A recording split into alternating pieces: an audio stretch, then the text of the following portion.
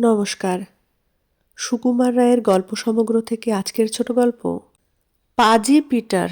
শহরের কোণে মাঠের ধারে এক পুরানো বাড়িতে পিটার থাকত।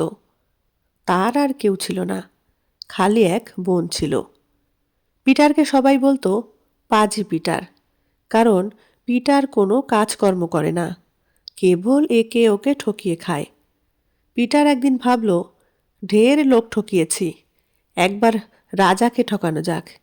এই ভেবে সে রাজবাড়িতে গেল। রাজা বললেন, তুমি কে হে? মতলবখানা কি? পিটার বলল, আগে আমি পিটার, ঠকাবার জন্য লোক খুঁজছি। রাজা বললেন, তাই নাকি? লোক খুঁজবার দরকার কি?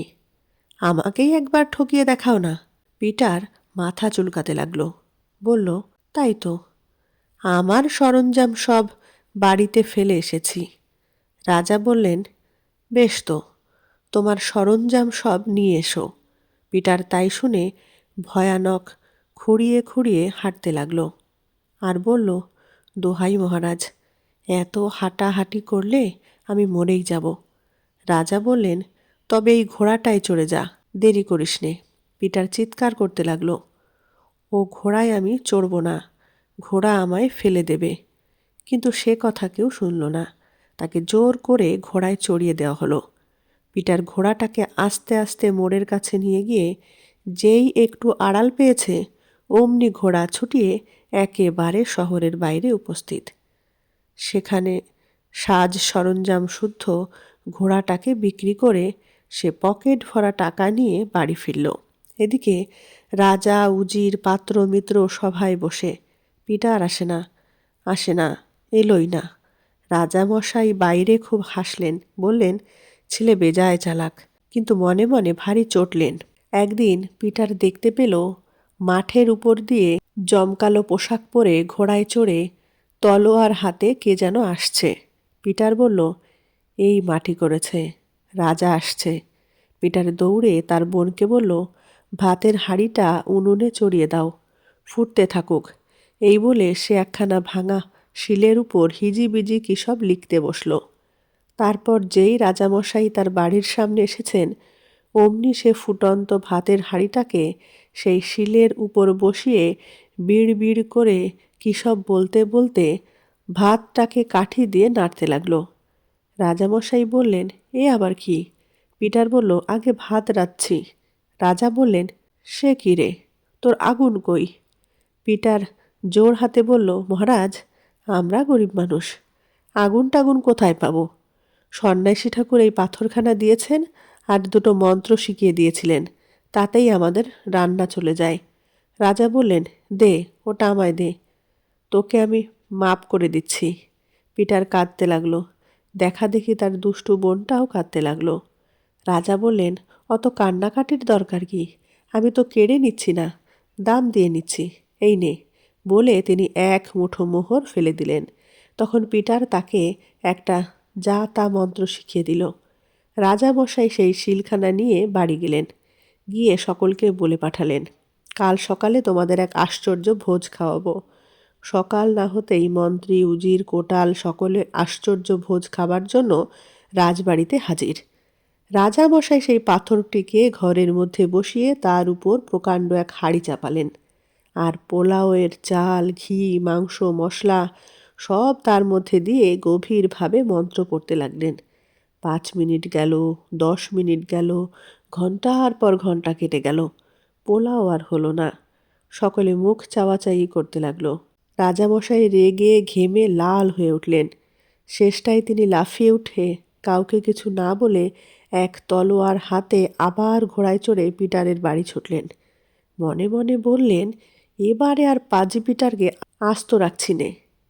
দূর থেকে রাজাকে দেখেই পিটার এক দৌড়ে শোবার ঘরে গিয়ে লেপ মুড়ি দিয়ে শুয়ে রইল। তার বোনকে সে আগে থেকেই সব শিখিয়ে রেখেছিল।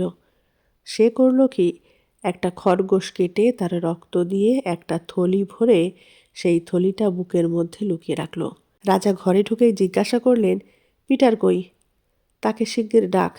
পিটারের বোন বলল, দোহাই মহারাজ, পিটার এখন ঘুমোচ্ছে, সে ভয়ানক রাগী লোক, এখন জাগাতে গেলে আমায় মারবে। রাজা বললেন, কিছু ভয় নেই, আমি আছি। পিটারের বোন পিটারকে ডাকতে গেল। খানিক বাদেই একটা চিৎকার গর্জনের মতো শোনা গেল। রাজা দৌড়ে গিয়েই দেখেন পিটার একটা ছুরি নিয়ে তার বোনকে মারল, আর সে বেচারা ঠিক যেন মরার মতো পড়ে গেল। রক্তে তার কাপড় লাল হয়ে গেল। রাজা বললেন, তবে রে পাজি পিটার, তোর বোনটাকে শুধু শুধু মেরে ফেললি? পিটার বলল, মহারাজ, 1 মিনিট সবুর করুন। এই বলে সে একটা ভাঙা শিঙের বাঁশি নিয়ে তার বোনের চোখে মুখে ফু দিতে লাগলো। 1 মিনিটের মধ্যে মেয়েটা চোখ মেলে বড় বড় দীর্ঘ নিঃশ্বাস ফেলে উঠে বসল। রাজা তো অবাক। তিনি বললেন, এই শিঙেটা আমায় দিতে হবে। পিটার কাঁদতে লাগলো, বলল, দোহাই মহারাজ, ওটা না হলে আমাদের চলবে কেমন করে? দেখা দেখি বোনটাও কাঁদতে লাগলো। এবার আমি মারা গেলে কি করে বাঁচাবে? দোহাই মহারাজ, পিটারের মেজাজ বড় ভয়ানক। রাজা বললেন, আমার মেজাজ তার চাইতেও ভয়ানক। তোদের যে মেরে ফেলিনি এই ঢের। এই নে, বলে এক মুঠো মোহর ফেলে দিলেন। রাজা বাড়ি ফিরতে ফিরতে ভাবলেন, এবার থেকে যার উপর রাগ করব একেবারে তলোয়ারের কোপ বসিয়ে দেব। বাড়ি ফিরে দেখেন নিমন্ত্রিত লোকেরা তখনও আশ্চর্য ভোজ খাবার আশায় বসে আছেন। মন্ত্রী বললেন, মহারাজ, আহারের অন্ন বন্দোবস্ত করতে বলবো কি? রাজা বললেন, কি এত বড় কথা? আমি করছি একরকম বন্দোবস্ত, তুমি করবে অন্যরকম। বলেই মন্ত্রীর মাথায় এক কোপ বসিয়ে দিলেন। উজির নাজির কোটাল সব হা হা করে উঠতেই রাজা ঘ্যাজ ঘ্যাজ করে তাদেরও মাথা কেটে দিলেন। চারিদিকে হুলস্থুলু পড়ে গেল। রাজা বললেন, ভয় নেই, তোমরা এখন মজা দেখো। বলে তিনি সেই শিঙেটা মন্ত্রীর মুখের কাছে নিয়ে ফু দিতে লাগলেন। কিন্তু ফু দিলে হবে কি? মরা মানুষ কি আর বাঁচে? তখন রাজার হুকুমে পেয়াদা পুলিশ দৌড়ে গিয়ে পিটারকে ধরে আনলো। একটা মজবুত বাক্সের মধ্যে তাকে বন্ধ করে সেই বাক্স মোটা দড়ি দিয়ে বাঁধা হলো। রাজা বললেন, পাজি পিটার, তোমার শাস্তি শোনো। এই বাক্সে ভরে 3 দিন 3 রাত্রি তোমাকে ওই পাহাড়ের উপর রাখা হবে। সেখানে রোদে পুড়ে হিমে ভিজে তুমি তোমার দুষ্টুমির কথা ভাববে। তারপর তোমাকে এই পাহাড় থেকে একেবারে সমুদ্রে ফেলে দেওয়া হবে। পিটার বললে, আহা, মহারাজের দয়ার শরীর। পাহাড়ের আগায় বাক্সের মধ্যে শুয়ে পিটার মনে মনে ভাবছে এখন উপায়, আর মুখে চিৎকার করে গান করছে, ধিন তাধিনা তাধেই ধেই, স্বর্গে যাবার রাস্তা এই। এমনি করে 2 দিন গেল। 3 দিনের দিন এক বুড়ো বিদেশি সওদাগর সেখানে এলো। সে বেচারা তীর্থ করতে বেরিয়েছে। পিটারের গান শুনে ব্যাপারটি কি দেখতে এলো। সওদাগর বলল, তুমি কে হে ভাই? স্বর্গের রাস্তার কথা বলছিলে।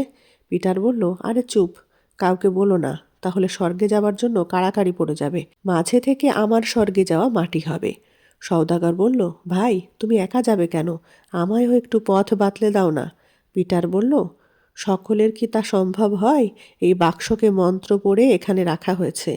যেমন তেমন বাক্স হলে হবে না। আজ রাত্রের শেষে স্বর্গের দূত এসে আমায় নিয়ে যাবে। আবার যে সেদিন হবে না, এমনি তিথি, এমনি বার, এমনি মাস, এমনি নক্ষত্র সব মেলা চাই। এরকম সুযোগ 1000 বছরে একদিন হয়। সওদাগর বলল, ভাই, আমি বুড়ো হয়েছি, কবে মরে যাই তার তো ঠিক নেই। আমার টাকা কড়ি ঘর বাড়ি সব তোমায় লিখে দিচ্ছে। তুমি আমায় ও বাক্সটা দাও, আমি স্বর্গে যাই। পিটার বলল, খবরদার, আমি ছেলে মানুষ বলে আমায় টাকার লোভ দেখিও না। বুড়ো কাঁদতে লাগলো, অনেক মিনতি করে বলতে লাগলো, এই বুড়ো বয়সে তীর্থে ঘুরে কতটুকু আর পুণ্য হবে? এখন না হলে আর আমার স্বর্গে যাবার আশা নেই। তখন পিটার রাজি হলো। বাক্স খুলে বুড়ো তার মধ্যে ঢুকলো। পিটার তার কাছ থেকে সমস্ত বিষয় সম্পত্তি লিখিয়ে নিয়ে বাক্সটা আবার দড়ি দিয়ে বেঁধে দিল। যাবার সময় ভুলে গেল, রাত্রের শেষে স্বর্গের দূত আসবে। তখন কিন্তু টু শব্দটি করবে না, তাহলেই আর স্বর্গে যাওয়া হবে না। রাত্রে রাজামশাই শাস্ত্রী নিয়ে বাক্সটা নেড়ে চেড়ে সমুদ্রে ফেলে দিলেন। রাজা ভাবলেন আপদ গেল। 2 দিন বাদে রাজা বেড়াতে বেরিয়েছেন। এমন সময় পাজি পিটার জমকালো পোশাক পরে ধবধবে সাদা ঘোড়ায় চড়ে এসে সেলাম করে বলল, মহারাজ, আমায় সমুদ্রে ফেলে বড়ই উপকার করেছেন। আহা, সমুদ্রের তলায় যে দেশ আছে সে বড় চমৎকার জায়গা, আর লোকেরা যে কি ভালো তার কি বলবো। আমায় কি ছাড়তে চায়? আসবার সময় থলে ভরা কেবল হিরে মণি মুক্ত সঙ্গে দিল। এই বলেই সে চম্পট দিল। রাজামশাই হা করে রইলেন। রাজামশাই জানতে চান সমুদ্রের তলাটার কথা। পাজি পিটার যা বলেছে তা সত্যি কিনা। তাহলে তিনি একবার দেখে আসেন। নমস্কার। কেমন লাগলো আজকের গল্পটি অবশ্যই কমেন্টে জানাবেন। ভালো লাগলে লাইক, কমেন্ট, শেয়ার করবেন। ধন্যবাদ।